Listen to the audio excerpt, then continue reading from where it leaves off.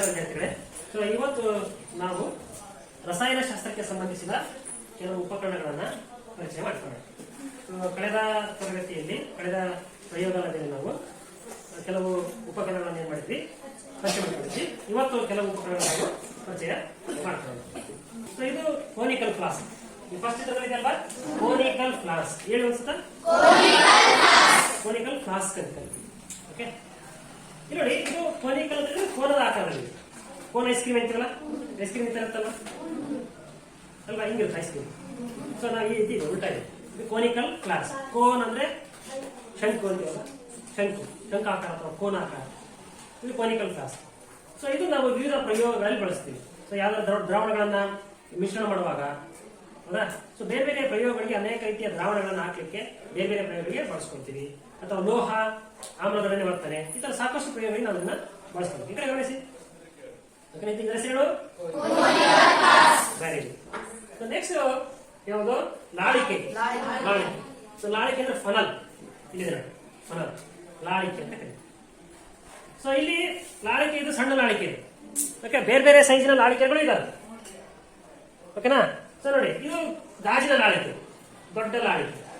So ಮನೆಯಲ್ಲಿ ಸೀಮೆಎಣ್ಣೆ ಹಾಕ್ಲಿಕ್ಕೆ ಬಳಸ್ತೀವಲ್ಲ, ಸೀಮೆಎಣ್ಣೆ. ಅವಾಗೆಲ್ಲ ಸೀಮೆಎಣ್ಣೆ ಹಾಕ್ತಾ ಇಲ್ಲ ನಾವು, ಸಣ್ಣದಾಗೆಲ್ಲ ಕರೆಂಟ್ ಹೋದ್ರೆ ಸೀಮೆಎಣ್ಣೆ ಹಾಕ್ತಾರೆ. ದೀಪ, ಈಗ ದೀಪ ಯಾರ ಮನೆಯಲ್ಲ ಅದೆಲ್ಲ ಗೊತ್ತಿಲ್ಲ. ಅದ ಒಂದು ಮನೆಯಲ್ಲಿ ದೀಪಗಳು ಇದ್ರೆ ಒಳ್ಳೆ. ಸೊ ಈ ಡೀಸೆಲ್, ಈ ಕ್ಯಾನ್ಗಳಿಗೆ ಹಾಕಕ್ಕೆ ಬಳಸ್ತಾರೆ ಪ್ಲಾಸ್ಟಿಕ್. ಆ ತರ ಲಾಳಿಕೆ. ಸೊ ಇದಕ್ಕೆ ನಾವು ಇಂಗ್ಲಿಷ್ ಅಲ್ಲಿ ಫನಲ್ ಅಂತ ಕರಿತೀವಿ. ಏನ್ ಕರಿತೀವಿ? ಕನ್ನಡ ಮತ್ತು ಇಂಗ್ಲಿಷ್ ಎರಡನ್ನೇ ನೆನ್ಪಿಟ್ಕೋಬೇಕು. ಇಂಗ್ಲಿಷ್ ನೆನ್ಪಿಟ್ಟು, ಯಾಕಂದ್ರೆ ನೀವು ಮುಂದೆ ಕಾಲೇಜಿಗೆ ಹೋದಾಗ ಲ್ಯಾಬ್ರೇಟರಿಯಲ್ಲಿ ಫನಲ್ ಅಂತ ನೀವು ಲಾಳಿಕೆ ಅಂತ ಕಲ್ತಾ ಇರ್ತೀವಿ. ಫನಲ್ ಅಂದ್ರೆ ನಿಮ್ಗೆ ಗೊತ್ತಾಗುತ್ತೆ. ಸೊ ಜೊತೆಗೆ ಕಲಿಯೋಣ. ಲಾಳಿಕೆ ಅಂದ್ರೇನು? ಫನಲ್. ಇದ್ರ ಹೆಸರೇನು? ಇದ್ರೆ ಯಾಕೆ ಸರ್ ಲ್ಯಾಬಲ್ಲಿ ಹಾಕಿಟ್ಟಿರಿ ಸರ್ ಅಂತ ಹೇಳಿದ್ರೆ, ಈಗ ಏನಾದ್ರು ಸೋಸುವಾಗ ಸೋಸ್ಬೇಕಾಗ್ತದ, ಈ ರೀತಿ ಇಟ್ಟು ಸೋಸುವ ಕಾಗದ, ಫಿಲ್ಟರ್ ಪೇಪರ್ ಅಂತ ಬರ್ತದೆ. ಈ ಫಿಲ್ಟರ್ ಪೇಪರ್ ಇದ್ರ ಮೇಲೆ ಇಟ್ಟು ನಾವು ಸೋಸಬಹುದು. ಸೊ ಈ ತರದ ಅನೇಕ ಕೆಲಸಗಳಿಗೆ ನಾವು ಬಳಸ್ತೇವೆ. ಸೊ ಬೇರೆ ಬೇರೆ ಸೈಜಿನ ಏನದಾವೆ ಇವು, ಬೇರೆ ಬೇರೆ ಸೈಜಿನ ಲಾಳಿಕೆಗಳು ಇದಾವೆ. ಸೊ ಇದ್ರ ಹೆಸರೇನಪ್ಪ? ಲಾಳಿಕೆ ಅಥವಾ ವೆರಿ. ಸೊ ನೆಕ್ಸ್ಟ್ ಯಾವುದು? ಸ್ಪ್ಯಾಚುಲಾ. ನೋಡಿ, ಸ್ಪ್ಯಾಚುಲಾ ಇದು ಬಹಳ ಚೆನ್ನಾಗಿದೆ ನೋಡಿ, ಸ್ಪ್ಯಾಚುಲಾ. ಸೊ ಈ ಕಡೆ ನೋಡಿದ್ರೆ ಅನ್ನ ಹಾಕಿದ್ದಾನೆ. ಅನ್ನ, ಮನೆಗೆ ಅನ್ನ ಇಟ್ಕೊಳ್ತೀವಲ್ಲ, ಮುಗಳಿಂದ ಅನ್ನ ಇಟ್ಕೊಳ್ತೀವಲ್ಲ, ಆ ತರ ಇದೆ. ಈ ಕಡೆ ನೋಡಿದ್ರೆ ಸಾಂಬಾರ್ ಸೌಟದಾನೆ ಅಲ್ಲ, ಅನ್ನ ಸಾಂಬಾರ್ ಎರಡೂ ಕೂಡ ಊಟ ಮಾಡಬಹುದಿದ್ದಾರೆ. ಆದ್ರೆ ನಾವು ಇಲ್ಲಿ ಅನ್ನ ಸಾಂಬಾರನ್ನ ಬಳಸ್ತಾ ಇಲ್ಲ, ಇಲ್ಲಿ ವಿವಿಧ ರಾಸಾಯನಿಕಗಳನ್ನು ಬಳಸ್ತೀವಿ ನಾವು. ಸೊ ರಾಸಾಯನಿಕಗಳನ್ನ ನಾವು ನೇರವಾಗಿ ಕೈಲೇ ತಗೊಂಡ್ರೆ ನಷ್ಟ ಚೆಲ್ತದ, ಅಥವಾ ರಾಸಾಯನಿಕಗಳು ನಮ್ಮ ಚರ್ಮಕ್ಕೆ ಹಾನಿ ಉಂಟು ಮಾಡಬಹುದು. ಹಾಗಾಗಿ ಸುರಕ್ಷತೆಗಾಗಿ ಮತ್ತು ಒಂದು ಒಂದು ಹಾಳಾಗದಂತೆ ರಾಸಾಯನಿಕಗಳನ್ನು ತೆಗೆದುಕೊಳ್ಳಲು ನಾವು ಸ್ಪ್ಯಾಚುಲಾ ಅಂತ ನೋಡಿ, ಇದ್ರ ಹೆಸರು ಸ್ಪ್ಯಾಚುಲಾ, ಇಂಗ್ಲಿಷ್ ಅಂತ. ಓಕೆ, ಕನ್ನಡದಲ್ಲಿ ಸೌಟು ಅಥವಾ ಚಮಚ ಅನ್ನಬಹುದು. ಸ್ಪ್ಯಾಚುಲಾ ಅಂತ ನೆನ್ಬಿಟ್ಕೊಂಡ್ಬಿಡಿ. ಇದೇನು? ಸ್ಪ್ಯಾಚುಲಾ. ಏನಾದ್ರು ರಾಸಾಯನಿಕಗಳನ್ನ ಡಬ್ಬಿಯಿಂದ ತಗೊಳ್ಳಿಕ್ಕೆ ಬಳಸ್ತೀವಿ. ಗೊತ್ತಲ್ವಾ? ಓಕೆ, ಇದ್ರ ಹೆಸರು ಗೊತ್ತಾಯ್ತಲ್ಲ. ಇದ್ರ ಹೆಸರು ವೆರಿ ಗುಡ್. ಇದ್ರ ಹೆಸರು ಇಕ್ಕಳ. ಇಕ್ಕಳ ಇಲ್ಲ ಐತೆ, ಇಕ್ಕಳ. ಈ ಇಕ್ಕಳವನ್ನ ನಾವು ಏನಾದ್ರೂ ವಸ್ತುವನ್ನ ಕಾಯಿಸ್ತಿರ್ತೀವಿ. ವಸ್ತುಗಳು ಕಾದಿರ್ತವೆ. ಈಗ ಯಾವ್ದೋ ಒಂದು ಲೋಹದ ತಂತಿಯನ್ನು ಕಾಯಿಸಿ ಅಂತ ಇರ್ತವೆ, ಆ ಉಷ್ಣವಾಹಕ ಯಾವುದನ್ನು ಪರೀಕ್ಷಿಸಿ ಅಂತ ಇರ್ತದೆ. ಸೊ ಆ ತಂತಿಯನ್ನು ನಾವು ಕೈಲಿ ಹಿಡಿದು ಕಾಸಕತ್ತಿದ್ರೆ ಏನಾಗ್ತದ? ಕೈ ಸುತ್ತ ಹೋಗ್ತದೆ. ಅದಕ್ಕಾಗಿ ನಾವು ಆ ತಂತಿಯನ್ನ ಈ ರೀತಿ ನಾವು ಇಕ್ಕಳದಿಂದ ನಾವು ಇಟ್ಕೊಳ್ತೀವಿ. ಗೊತ್ತಾಗಲ್ವಾ? ಇದೇನು? ಇಕ್ಕಳ. ಇದು ಇಂಗ್ಲಿಷ್ ನಲ್ಲಿ ಪೇರ್ ಆಫ್ ಟಂಗ್ ಅಂತ ಕರೀತೀವಿ. ಗೊತ್ತಲ್ವಾ? ನೆಕ್ಸ್ಟ್ ಮಧ್ಯಸಾರ ದೀಪ.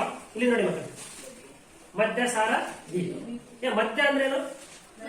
ನಡುವೆ, ಮಿಡಲ್ ಅಂತೀವಲ್ಲ, ಮಧ್ಯ ಅದಲ್ಲ. ಇದು ವಿಜ್ಞಾನದಲ್ಲಿ ಮಧ್ಯ ಅಂತ ಹೇಳಿದ್ರೆ ಮದ್ಯಪಾನ ಆರೋಗ್ಯಕ್ಕೆ ಹಾನಿಕರ ಅಂದ್ರೆ ನಡುವೆ ನಿಲ್ಲಲ್ಲ. ಹಾ, ಗೊತ್ತಿದೆ ಅಲ್ವಾ? ಮದ್ಯಪಾನ ಗೊತ್ತಾಗತ್ತಲ್ವಾ? ಹಾ, ನೀವು ನೋಡಿರ್ತೀರಲ್ವಾ? ಆತ ಮದ್ಯಪಾನ ಅಂತ ಹೇಳಿದ್ರೆ ಇದರಲ್ಲಿ ಮದ್ಯ ಇರ್ತದೆ, ಮದ್ಯ ಸಾರ ಇರ್ತದೆ, ಕಚ್ಚಾ ಮದ್ಯ ಇರ್ತದೆ. ಈಗ ಇದು ದೀಪ ಇದೆ, ಉರಿಲಿಕ್ಕೆ ಏನಾದ್ರು ಹಾಕ್ಬೇಕಲ್ಲ, ಸೀಮೆಣ್ಣೆ ಹಾಕ್ತೀವಿ ಮನೆಯಲ್ಲಿ. ಸೊ ಇಲ್ಲಿ ನಾವು ಸೀಮೆಣ್ಣೆ ಹಾಕೋದಿಲ್ಲ, ಮದ್ಯವನ್ನ ಹಾಕ್ತೀವಿ. ಇದ್ರೊಳಗಡೆ ಇರ್ತಕ್ಕಂಥದ್ದು ಮದ್ಯ ಇದೆ. ಏನಿದೆಪ್ಪ ಇದು? ಮದ್ಯ ಸಾರ ಅಂತ ಕರೀತೀವಿ. ಸೊ ಬೇಕಾದ್ರೆ ನಿಮಗೆ ಸ್ವಲ್ಪ ಸ್ಮೆಲ್ ಬರಬಹುದು ಅಂತ ಅನಿಸ್ತದೆ. ಸ್ಮೆಲ್ ಬರ್ತಾ ಇದೆನಾ? ಬಂತ ಸ್ಮೆಲ್ ಬಂದಿಲ್ಲ? ಸ್ಮೆಲ್ ಮುಂದೆ ಬರುತ್ತೆ ಅನಿಸ್ತದೆ. ಬಂತಲ್ವಾ? ಇದು ಯಾವ ರೀತಿ ಇದೆ? ಈಗ ನೀವು ಹಾಸ್ಪಿಟಲ್ಗೆ ಹೋದಾಗ ಇಂಜೆಕ್ಷನ್ ಹಾಕ್ಲಿಕ್ಕೆ ಡಾಕ್ಟರ್ ನಿಮ್ಗೊಂದು ಕಾಟನ್ ಅಲ್ಲಿ ನೀವು ಒಡಿಸ್ತಾರೆ, ಆತರ ಇದೆಯಲ್ಲ, ಅದೇ ಇದು. ಇದಕ್ಕೆ ನಾವು ಸ್ಪಿರಿಟ್ ಅಂತ ಕರಿತೀವಿ. ಇಂಗ್ಲಿಷ್ ಅಲ್ಲಿ ಸ್ಪಿರಿಟ್. ಕನ್ನಡದಲ್ಲಿ ಮಧ್ಯಸಾರ. ದೀಪ ಅಂದ್ರೆ ಲ್ಯಾಂಪ್. ಸೊ ಹಾಗಾಗಿ ಇದಕ್ಕೆ ಮಧ್ಯಸಾರ ದೀಪ ಅಂತ ಕರಿತೀವಿ, ಸ್ಪಿರಿಟ್ ಲ್ಯಾಂಪ್ ಅಂತ ಕರಿತೀವಿ. ಓಕೆನಾ ಸರ್? ಇದಕ್ಕೆ ಯಾಕ್ರಿ ಸ್ಪಿರಿಟ್ ಹಾಕ್ಬೇಕ್ರಿ, ಮಧ್ಯೆ ಯಾಕೆ ಹಾಕ್ಬೇಕ್ರಿ, ಸೀಮೆ ಎಣ್ಣೆ ಹಾಕೋದೈತಲ್ರಿ ಅಂತ ಕೇಳಬಹುದು. ಯಾಕಂತ ಹೇಳಿದ್ರೆ ಸೀಮೆ ಎಣ್ಣೆ ಸುಟ್ಟಾಗ ಒಂದು ಕಾಡಿಗೆ ಬರ್ತದೆ, ಅಂದ್ರೆ ಹೊಗೆ ಬರ್ತದೆ. ಈ ಹೊಗೆ ಎಲ್ಲ ಏನಾಗ್ತದ, ಈ ಒಂದು ಕೋನಿಕಲ್ ಬಳಸ್ತಕ್ಕಂಥ ವಸ್ತುಗಳಿಗೆ ಮೇಲೆ ಕಪ್ಪು ಕೂಡ್ತದೆ. ಅದು ಕೂಡಬಾರ್ದು ಅಂತ ಹೇಳ್ಬಿಟ್ಟು ಈ ಮಧ್ಯ ಏನಾಗ್ತದೆ, ಕಂಪ್ಲೀಟ್ ಕಂಬಷನ್ ಆಗ್ತದೆ, ಅಂದ್ರೆ ಸಂಪೂರ್ಣ ದಹನ ಆಗ್ತದೆ. ಆ ದೃಷ್ಟಿಯಿಂದ ನಾವು ಮದ್ಯವನ್ನ ಬಳಸ್ತೀವಿ.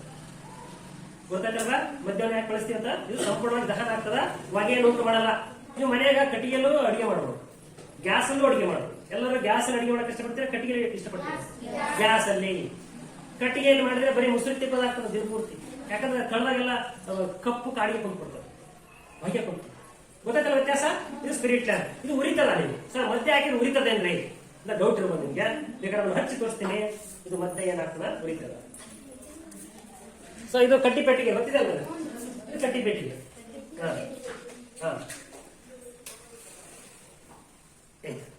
ಉರಿತದಲ್ಲ, ಉರಿತದಲ್ಲ, ಕಾಣಿಸ್ತದಲ್ಲ.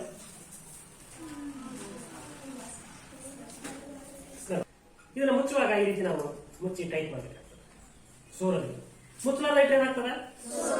ಸೋರಲ್ಲ, ಆವಿ ಆಗ್ತದೆ. ಈ ಪೆಟ್ರೋಲ್ ಟ್ಯಾಂಕ್ ಇರ್ತದ, ಮುಚ್ಚಲಾರ್ದ ಇಟ್ರೆ ಏನಾಗ್ತದ? ಪೆಟ್ರೋಲ್ ಆವಿ ಆಗ್ತದೆ. ಗೊತ್ತಾಗ್ತದ? ಆತರ ಇದು ಇದ್ರ ಹೆಸರೇನು? ಅಥವಾ ಸ್ಪಿರಿಟ್ ಲ್ಯಾಂಪ್. ಸ್ಪಿರಿಟ್ ಲ್ಯಾಂಪ್, ಮಧ್ಯಸಾರ ದೀಪ. ಮಧ್ಯಸಾರ ದೀಪ ತಗೊಂಡು ತರ್ತೀರಲ್ಲ, ವೆರಿ ಗುಡ್. ಇದು ಪ್ರಣಾಳ, ನಿಮ್ಗೆ ಗೊತ್ತಿದೆ ಅಂದ್ರೆ ಪರಿಚಯ ಮಾಡಿದ್ವಿ. ಇದು tripod stand. Tripod stand. So ನಾನು ಹಂಗೆ ಕನ್ನಡದಲ್ಲಿ ಹಂಗೆ ಬಂದ್ರೆ, ಇಂಗ್ಲಿಷ್ ಅಲ್ಲಿ ಹಂಗೆ ಬಂದೆ. ಸೊ ಕನ್ನಡದಲ್ಲಿ ಹಿಂಗೆ ಹೇಳ್ಬೋದು, 3 ಕಾಲಿನ ಅಥವಾ 3 ಪಾದದ ಸ್ಟ್ಯಾಂಡ್ ಅಂತ ಹೇಳೋದು. ದೊಡ್ಡದಾಗ್ತದೆ, ಲೈನ್ ಆಗ್ತದೆ. ಹೌದಾ? ಸೊ ಹಾಗಾಗಿ ಸಿಂಪಲ್ ಆಗಿ ಟ್ರೈಪಾಡ್ ಸ್ಟ್ಯಾಂಡ್. ಟ್ರೈ ಅಂದ್ರೆ 3, ಪಾಡ್ ಅಂದ್ರೆ ಪಾದ, ಸ್ಟ್ಯಾಂಡ್ ಸ್ಟ್ಯಾಂಡ್. ಟ್ರೈಪಾಡ್ ಸ್ಟ್ಯಾಂಡ್ ಗೊತ್ತಲ್ವಾ? ಸೊ ಇಲ್ಲಿ ನೋಡಿ ಗೊತ್ತಾ, 3 ಕಾಲದವ ಸ್ಟ್ಯಾಂಡ್. ಸರಿ, ಇದನ್ನ ಯಾಕೆ ಬಳಸ್ತೀರಿ? ಇದನ್ನ ಏನಾದ್ರು ಕಾಸ್ಬೇಕಾದ್ರೆ ಬಳಸ್ತೀವಿ, ಒಲಿ ಇದ್ದಂಗೆ. ಹೌದಾ? ಉದಾಹರಣೆಗೆ ನಾನು ಇದ್ರಾಗ ನೀರು ಕಾಸ್ಬೇಕಪ್ಪ, ನೀರು ತಗೋತೀನಿ ಅಲ್ವಾ? ಸೊ ಇದನ್ನ ಇಡ್ತೀನಿ, ಇದನ್ನಿಟ್ಟು ಈ ರೀತಿ ಇಡ್ತೀನಿ. ಸೊ ಇದ್ರ ಕೆಳಗಡೆ ಏನ್ ಇಡ್ತೀನಿ ನಾನು, ಈ ರೀತಿ ಸ್ಪಿರಿಟ್ ಲ್ಯಾಂಪ್ ಅನ್ನು ಇಡ್ತೀನಿ. ಸೊ ಈ ರೀತಿ ಸೆಟಪ್ ಮಾಡ್ತೀನಿ. ಬರುತ್ತಲ್ವಾ? ಗೊತ್ತಾಗ್ತಲ್ವಾ? ಸೊ ಇದ್ರ ಹೆಸರೇನಪ್ಪ? Tripod stand. ಟ್ರೈಪಾಡ್ ಸ್ಟ್ಯಾಂಡ್ ಅಥವಾ 3 ಕಾಲಿನ ಸ್ಟ್ಯಾಂಡ್ ಅಂದ್ರೆ ಹೇಳ್ತಾರೆ ಕನ್ನಡದಲ್ಲಿ. ಸೊ ಇದು ವೈರ್ ಗಾಜ್. ವೈರ್ ಗಾಜ್, ಹೆಸರು ವೈರ್ ಗಾಜ್. ಕಾಣಿಸಿದಲ್ವಾ? ತಂತಿ ಇದೆ, ಸೊ ಮಧ್ಯಭಾಗದಲ್ಲಿ ರೀತಿ ಇದೆ. ಸೊ ಇದನ್ನ ಈ ರೀತಿಯಾಗಿ ಇಡ್ತೀವಿ, ಈ ರೀತಿ ಇಡ್ತೀವಿ. ತಂತಿ ಸುಡಲ್ಲ, ಸುಟ್ರು ಏನಾಗಲ್ಲ, ಕರಗಲ್ಲ. ಮತ್ತೆ ಇಲ್ಲಿ ಹಚ್ಚಿರ್ತಕ್ಕಂತಹ ಒಂದು ವಸ್ತುವಿನಿಂದ ಎಲ್ಲಾ ಒಂದು ಏನು ಶಾಖ ಒಂದೇ ಕಡೆ ಕೇಂದ್ರೀಕೃತವಾಗ್ತದೆ. ಹೌದಾ? ಬಹಳಷ್ಟು ಶಾಖವನ್ನು ಒಂದ್ ಕಡೆ ಕೇಂದ್ರೀಕರಿಸಿ ಬಹಳ ಬೇಗನೆ ಉರಿಯುವಾಗ ಮಾಡ್ತದೆ. ಇದು ವೈರ್ ಗಾಜ್. ಬರುತ್ತಲ್ವಾ? ಸೊ ಯಾಕ್ರೆ ಇದ್ರ ಮೇಲೆ ಇಡೋದಾಯ್ತಲ್ರಿ? ಸೊ ಇದರಲ್ಲಿ ಇಟ್ರೆ ಏನಾಗ್ತದ, ಶಾಖ ಆ ಕಡೆ ಹೋಗ್ತದೆ. ಇದ್ರ ಮೇಲೆ ಇಟ್ರೆ ಏನಾಗ್ತದೆ, ಇದು ಸಪೋರ್ಟ್ ಆಗ್ತದ, ಪ್ಲಸ್ ಶಾಖವನ್ನು ಒಂದ್ ಕಡೆ ಏನಾಗ್ತದೆ, ಕ್ರೋಢೀಕರಿಸ್ತದ, ಕೇಂದ್ರೀಕರಿಸ್ತದೆ. ಇದ್ರ ಹೆಸರೇನ್ ಮಕ್ಕಳೇ? Wire gauze. ಗೊತ್ತಾಯ್ತಲ್ವಾ? Very simple. ಇದು ಗಾಜಿನ ಕಡ್ಡಿ, ಗ್ಲಾಸ್ ಗಾಜಿನ ಕಡ್ಡಿ. ಸೊ ಈಗ ನಾವೇನಾದ್ರು ಒಂದು ವಸ್ತುವನ್ನು ಮಿಶ್ರಣ ಮಾಡ್ಬೇಕಾಗಿರ್ತದ. ಸೊ ಇದರಲ್ಲಿ ಯಾವ್ದಾದ್ರು 2 ವಸ್ತುಗಳನ್ನು ಹಾಕೊಂಡಿರ್ತೀವಿ ತಿಳ್ಕೊಳ್ಳಿ, ಯಾವ್ದಾದ್ರು ಲವಣಗಳು ಮತ್ತೊಂದು ಹಾಕೊಂಡಿರ್ತೀವಿ. ಅದನ್ನ ನಾವು ಮಿಶ್ರಣ ಮಾಡ್ಬೇಕಂತ ಹೇಳಿದ್ರೆ ಈ ರೀತಿ. ಗೊತ್ತಾಯ್ತಲ್ಲ? ಮನೆಗೆ ಸೌಟು ಉಪಯೋಗಿಸ್ತೀವಲ್ಲ ಆತರ. ಅಥವಾ ಈ ಮುದ್ದಿ ಇದು ಮಾಡುವಾಗ, ಮುದ್ದಿ ತಳಿಸುವಾಗಂತೀರಿ ಅದು ಮಾಡುವಾಗ ನಾವು ಮುದ್ದಿ ಕೋಲ್ ಅಂತ ಇಟ್ಟಿರ್ತೀವಿ ಮನೆ. ಮುದ್ದಿ ಕೋಲ್ ಗೊತ್ತಾ? ಗಂಟು ಹಾಕಬಾರ್ದು. ಆ ರೀತಿ ನಾವು ಈ ರೀತಿ ಏನ್ ಮಾಡ್ಬೋದು, ಇದು ಗಾಜಿನ ಕಡ್ಡಿ. ಇದು ಗಾಜಿನ ಕಡ್ಡಿ ಆಗಿರೋದ್ರಿಂದ ಬಿಟ್ರೆ ಏನಾಗ್ತದ, ಹೋಗ್ತದ. ಹಾಗಾಗಿ ನಾವೇನ್ ಮಾಡ್ಬೇಕು, ಲ್ಯಾರಿಗೆ ಬಂದಾಗ ಪ್ರತಿ ಟೈಮ್ ಒಂದೊಂದು ಬಿಟ್ಟು ಬಿಡ್ಬೇಕು. ಬಿಡ್ಬೇಕಾ? ಬಳಸ್ಕೊಳ್ಳಿ, ಮುಟ್ಟಿ ನೋಡಿ, ಅದು ಹೊಡೆದಾಕ್ಬೇಡಿ. ಹೊಡೆದಾಕಿದ್ರೆ ಏನಾಗ್ತದ, ಹಾಳಾಗ್ತದ. ಇಲ್ಲಿ ಅಂಗಡಿ ಸಿಗ್ತಾನೆ, ಅಂಗಡಿ ಸಿಗಲ್ಲ. ಮತ್ತೆ ದೂರ ಹೋಗ್ತಿರ್ಬೇಕಾಗ್ತದ. ಮತ್ತೆ ನಿಮ್ಮ ತಮ್ಮರಿ ಬೇಕಲ್ಲ, ನಿಮ್ ತಮ್ಮ ಬರ್ತಾರಲ್ಲ, ನಿಮ್ಮ ಅಕ್ಕರಿಗೆ ಬೇಕಲ್ಲ, ಅಣ್ಣರಿಗೆ ಬೇಕಲ್ಲ ಅಲ್ವಾ, ತಂಗಿಯರಿಗೆ ಬೇಕಲ್ಲ. ಹಾಗಾಗಿ ಇದನ್ನ ಬಳಸ್ಬೇಕು, ಹಾಳು ಮಾಡಬೇಕು. ಯಾವುದೇ ಗಾಜಿನ ವಸ್ತುಗಳು ಸ್ವಲ್ಪ ಹುಷಾರಾಗಿ ಎದುರ್ಕೊಳ್ಳೋದು ಅವಶ್ಯಕತೆ ಇಲ್ಲ. ಈಗ ನಾನು ಇಷ್ಟೆಲ್ಲ ಇಟ್ಕೊಂಡು ಎಲ್ಲ ನಾನು ಮಾಮೂಲಿಯಾಗಿ ನೀನು ಬಳಸ್ಕೊಂಡ್ರೆ ಮಾತಾಡ್ತೇನೆ, ಏನು ಇರುತ್ತಾರೆ. ಅದೇ ರೀತಿ ನೀವು ಕೂಡ ಹೊಟ್ಟೆ ಹೊಡಿಬಾರ್ದು ಅಷ್ಟೇ. ಗೊತ್ತಾಯ್ತಾ? ಎಸ್, ಇದಾಯ್ತಲ್ಲ. ಗಾಜಿನ ಕಡ್ಡಿ ಇದ್ರ ಉಪಯೋಗ ಗೊತ್ತಾಗಲ್ವಾ? ಕಲಸುವಾಗ ಏನಾದ್ರೂ ಈಗ ಉಪ್ಪು ಈ ಮಿಶ್ರಣ ಮಾಡುವ, ಈ ಬೀಕರಲ್ಲಿ ನೀರು ಹಾಕ್ತೀವಿ, ಉಪ್ಪು ಹಾಕ್ತೀವಿ, ಕಲಸುವಾಗ. ಸೊ ಇದನ್ನೆಲ್ಲ ನಾವು ಪ್ರಯೋಗ ಮಾಡಿಸ್ತೀನಿ, ನಾನು ಗೊತ್ತಾಗ್ತದೆ ಬಳಸೋದು. Test tube brush, test tube brush. Test tube ತಗೊಂಡು ಯಾರು ಬರ್ತಾರೆ? ಪ್ರಣತನ ತಾಯಮ್ಮ. ಈಗ ಮಕ್ಕಳು ನಾವು ಏನಪ್ಪಾ ಅಂತ ಹೇಳಿದ್ರೆ, ತಾಯಮ್ಮ ಟೆಸ್ಟ್ ಟ್ಯೂಬ್ ತಗೊಂಡು ಟೆಸ್ಟ್ ಬರ್ತೀನಿ ನಿಮ್ಗೆ ಗೊತ್ತಿರ್ಬೇಕು, ಯಾಕಂದ್ರೆ ಸಾಕಷ್ಟು ಸಾಮಾನು ನಮ್ಮ ಲ್ಯಾಬ್ ಅಲ್ಲಿ ಹೆಸರು ಗೊತ್ತಿರೋದು. ಈಗ ನಾವು ಅಡಿಗೆ ಮನೆ ಹೋಗ್ಬಿಟ್ಟು ಎಲ್ಲರಿಗೂ ಒಂದು ಹೆಸರು ಇರ್ತದೆ, ಹೌದಾ? ಈಗ ಜರಡಿ ಚಾ ಸೊಸೆ ಜರಡಿ ಆಗುತ್ತೆ, ಸೌಟ್ ತಗೊಂಡ್ಬಿಟ್ಟು ಗೊತ್ತಿರ್ಬೇಕಲ್ಲ. ಈಗ ನೀವು ಚಾ ಮಾಡಕ್ ಹೋಗಿರೋ ಮನೆ ಅಡಿಗೆ ಮನೆಗೆ ಎಲ್ಲ ಗೊತ್ತಿರ್ಬೇಕು, ಹಾಲು ಎಲ್ಲಿ ಇಟ್ಟಿರ್ತೀವಿ ಅಂತ ಗೊತ್ತಿರ್ಬೇಕು ಅಲ್ವಾ? ಎಲ್ಲ ಗೊತ್ತಿರ್ಬೇಕಲ್ವಾ? ಬೋಗಣಿ ಬೇಕಾಗ್ತದೆ, ಎಲ್ಲ ಹೆಸರು ಗೊತ್ತಿರ್ಬೇಕಲ್ವಾ?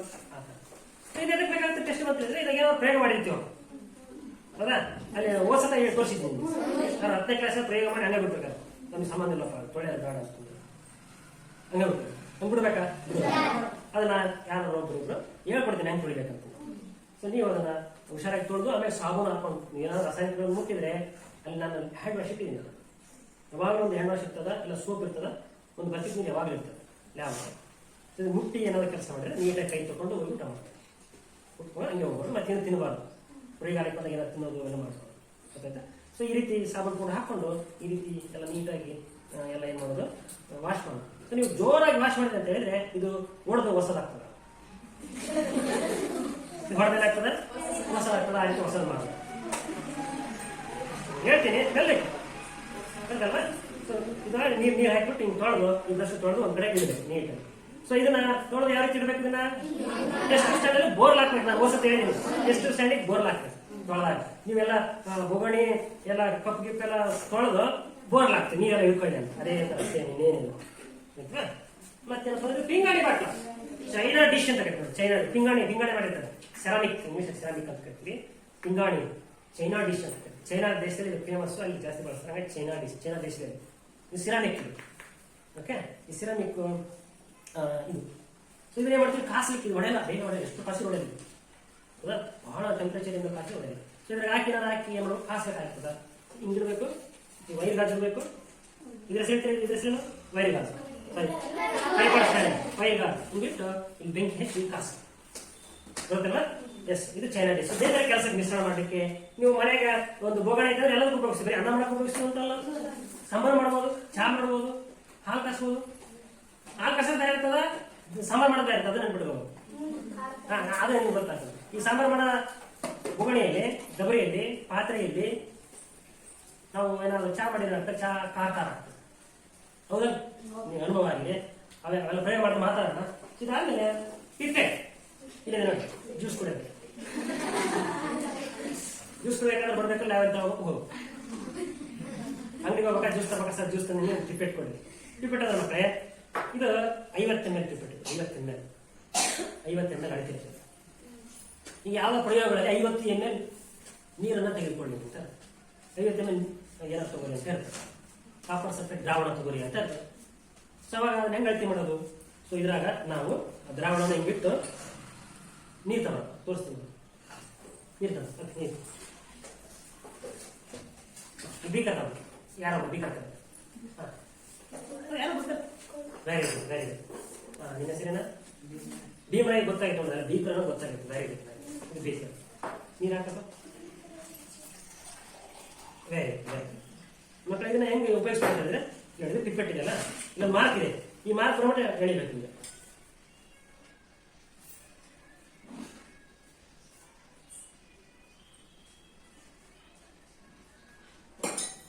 ಹೋಯ್ತಾ? ಗಟ್ಟಿ ಇಟ್ಕೊಂಡು ಏನಾಗ್ತದೆ? ಲಾಕ್ ಆಗ್ತದೆ, ಹೌದಲ್ಲ? ಹಿಂಗ್ ಬಿಟ್ಟರೆ ಏನಾಗ್ತದೆ? ಗೊತ್ತಿಲ್ಲ. ಈಗ ಕರೆಕ್ಟ್ ಆಗಿ ಮಾರ್ಕಿಂಗ್ ಬರೋ ಮಟ್ಟ ನಾವು ಇದು ಮಾಡ್ಕೊಂಡ್ರೆ ಆಗ್ತದ. ಏನಾಗ್ತದ? 20 ml ತಗೊಂಡು ಇದು ಸ್ವಲ್ಪ ಹೊಡೆದ್ಬಿಟ್ಟಿದೆ, ಹಂಗಾಗಿ ನೀಟಾಗಿ ಕೆಲಸ ಮಾಡ್ತಾರೆ. ಹೌದಾ? ಅದು ಹೊಡಿಲಾರ್ದಂಗೆ ಇದ್ರೆ ಚೆನ್ನಾಗಿರ್ತದೆ, ಗೊತ್ತಲ್ಲ? ಈ ರೀತಿ ಇದ್ರೆ ಅಳತೆ ಪಿಪ್ಪೆಟ್, ಗೊತ್ತಲ್ಲ? ಸೊ ಇದಿಷ್ಟು ಇಲ್ಲಿವರೆಗೆ ನೀವು ವಿವಿಧ ವಸ್ತುಗಳನ್ನ ಕಲ್ತೀರಿ, ಹೇಳಿದ್ದೀನಿ. ಅವ್ರ ಹೆಸರು ಹೇಳ್ತೀರಿ? ಇದ್ರ ಹೆಸರೇನು? Very good. ಸೊ ಇದ್ರ ಹೆಸರೇನು?